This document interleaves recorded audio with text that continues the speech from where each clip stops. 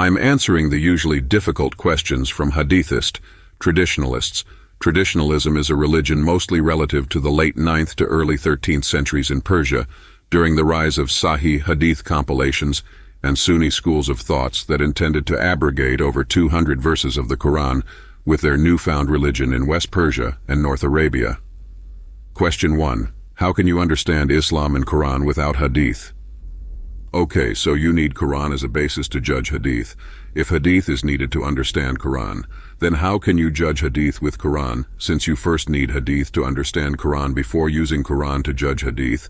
This results in circular logic.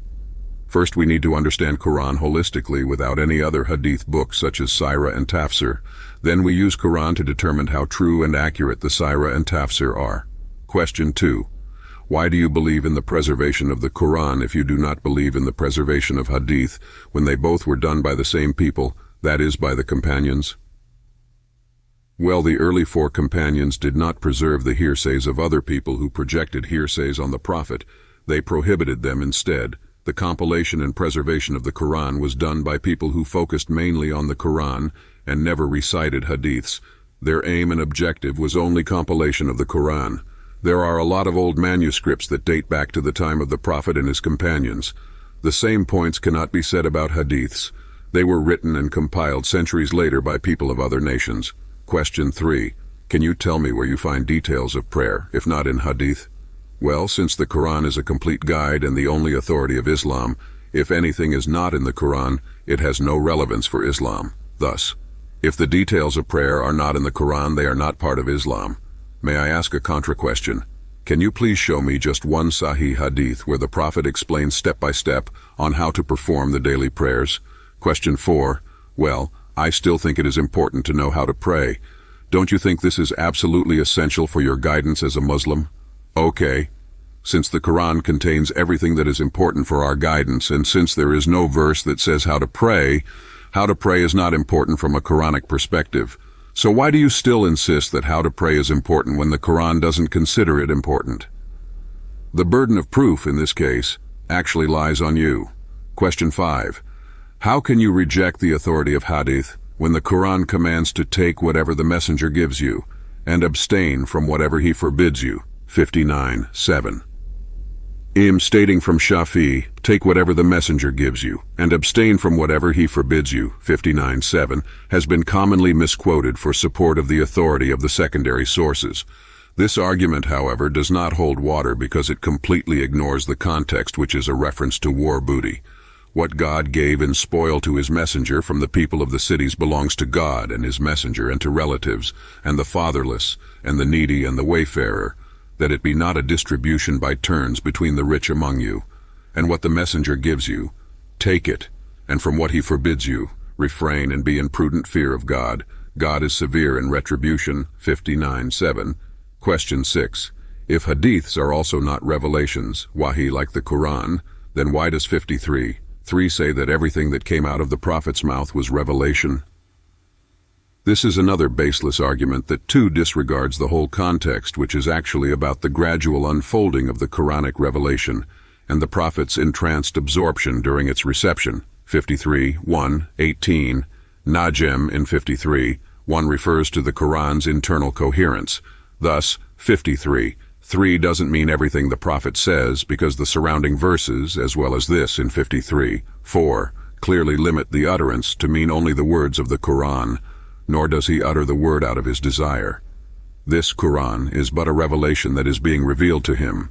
53:3-4. Question 7. The Quran asks to obey the messenger. How do you obey the messenger if you do not follow Hadiths? Yes, we need to obey the messenger, and we have the message from messenger with us. It is the Quran, the only message delivered by the message. We should follow this message to obey the messenger, but not any contradictory and controversial Hadith hearsays that were not part of the message revealed through the messenger. Because the Quran delivers the full message of Islam, it is the Quran alone that embodies the real and complete Islam. 21:10-23, 71:29-51.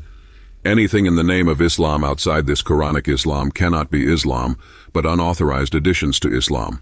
Moreover, to claim that obey the messenger is a reference to Hadith is unjustified from the Quran's own perspective. The Quran mentions numerous times the command to obey God and the Messenger. For example, 3:32, say, "Obey God and the Messenger, and if they turn away, then indeed God does not love the disbelievers." 4:13, these are God's limits, and whoever obeys God and his Messenger, he will admit him to gardens below which there are flowing streams. Trinity, a doctrine which does not make any sense, became an unquestionable belief in the Christian world after centuries of persecuting and killing whoever would not believe in it. In a similar way, traditional Islam has brainwashed Muslims to believe that hadiths that were written down, for the earliest ones, about 200 years after the Prophet passed away are perfectly authentic and reliable, as long as a chain of allegedly reliable witnesses has been identified.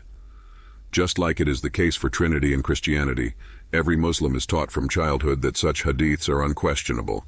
Anyone who does not believe in them is regarded as an infidel. In reality, there is not one court of justice in the world that would give any credit to a testimony that has been passed down orally for 200 years before it was eventually written down. Why wasn't such testimony written down right away to begin with, if it is that reliable and important for the future of mankind?